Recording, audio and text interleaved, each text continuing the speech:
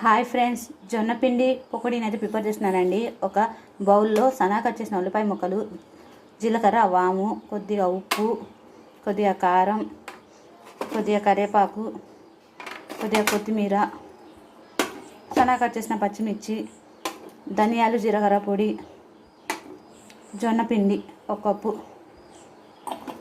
కొద్దిగా వాటర్ని యాడ్ చేస్తూ పిండిని గట్టిగా కలుపుకోవాలండి. ఈ విధంగా పకోడీ పిండిని గట్టిగా కలుపుకోవాలండి. ఇప్పుడు డీప్ ఫ్రై కోసం కడాయిలో ఆయిల్ వేసి వేడెక్కాక మనం ముందుగా కలిపి పెట్టుకున్న పిండిని కొద్దిగా పకోడీలా వేసుకోవాలండి.